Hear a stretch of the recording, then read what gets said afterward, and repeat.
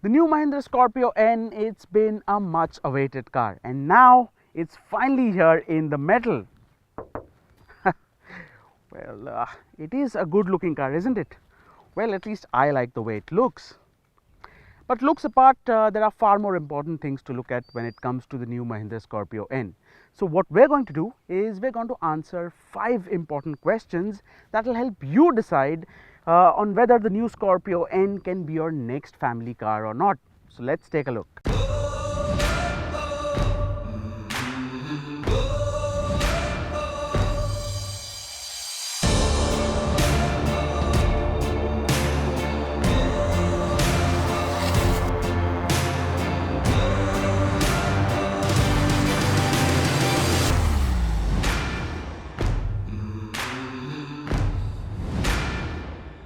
Now the new Scorpio N, it's aimed at being a full-size family SUV.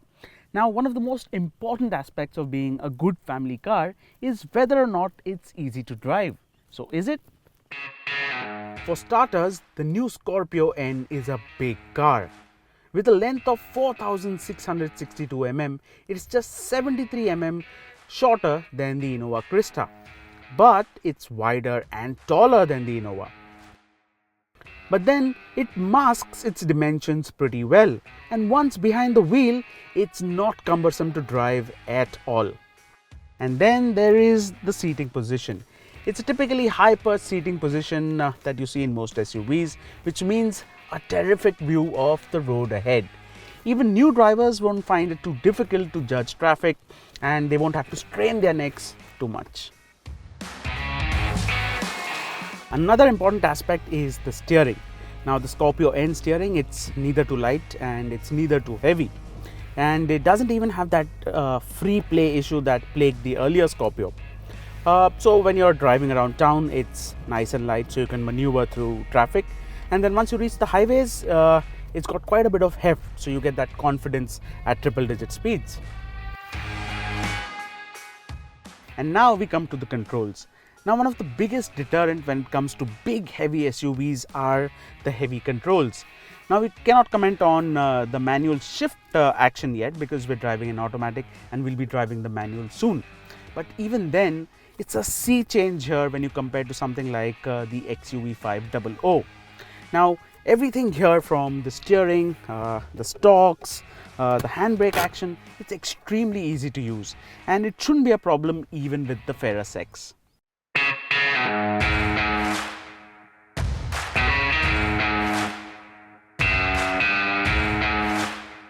Now let's talk about the insides.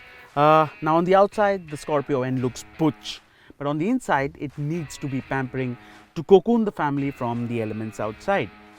Now talking about the dashboard here, it isn't the most stylish dashboard that you'll see. In fact, it's almost borderline boring because of its straight conventional design. But then it's the details and the quality that really catch your attention. The coffee black dual tone colors look great, and you also get soft touch materials on the dash, which further adds to the premium appeal.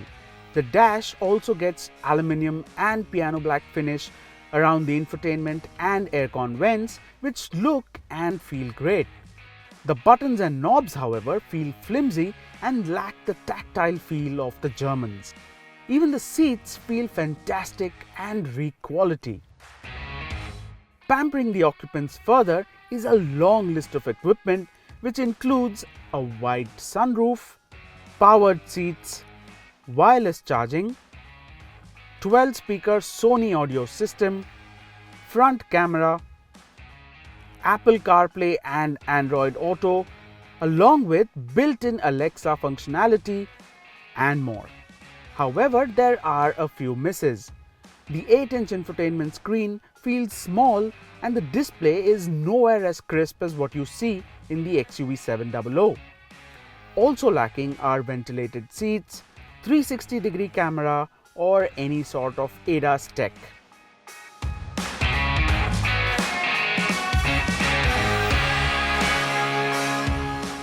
Now one of the other problems with an SUV is ingress and egress. With 187 mm of ground clearance, the Scorpio N is a tall car. However, You do get this side step which does give you a bit of support when you climb in, but even then it's not going to be as easy as getting in a sedan or a hatchback. Apart from that, if you have some knee problem or getting in and out for elderly people, it's just going to be as problematic as any other SUV.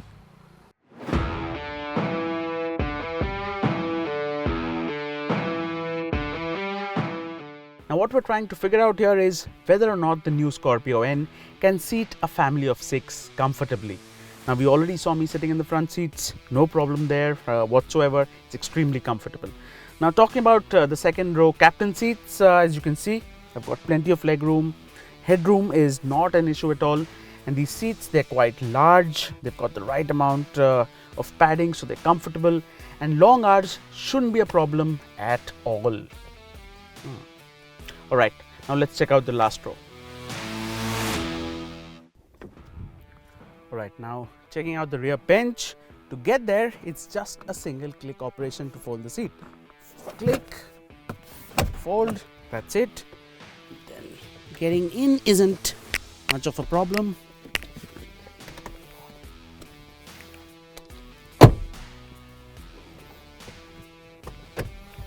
And that's it.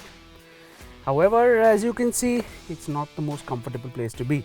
I'm 5'9", and these second row captain seats, they don't go forward or aft, and that's one of the biggest problems here.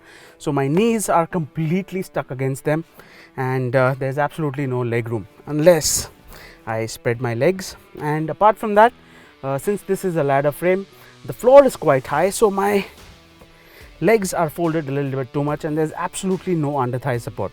So for adults, long drives right here, just not possible. But for 2 kids, it shouldn't be a problem. So again, is this an ideal 6-seater for the family? Well, I'd say it's an ideal 6-seater for 4 adults and 2 kids. But 6 adults is going to be a very tight and uncomfortable squeeze.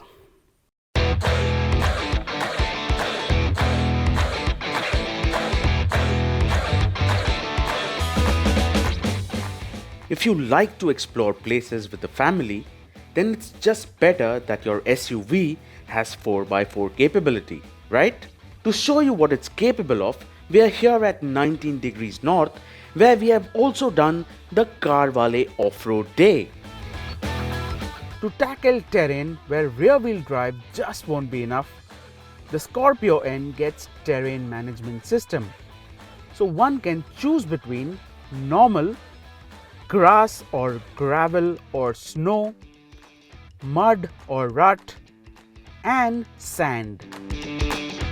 Along with this, one can shift on the fly into 4x4 mode, which also gets a 4 high and a 4 low mode to use depending on the situation. It also has more than enough grunt to power out of most situations.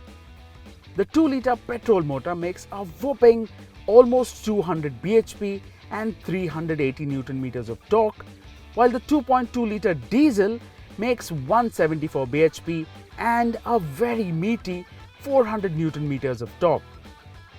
You also get driving modes that have been carried over from the XUV700, namely Zip, Zap and Zoom.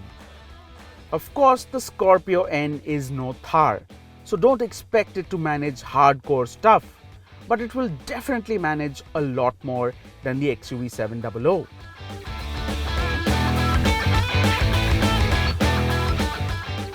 It's been 20 years since the original Scorpio, and the new Scorpio-n just shows what the right kind of evolution brings to the table.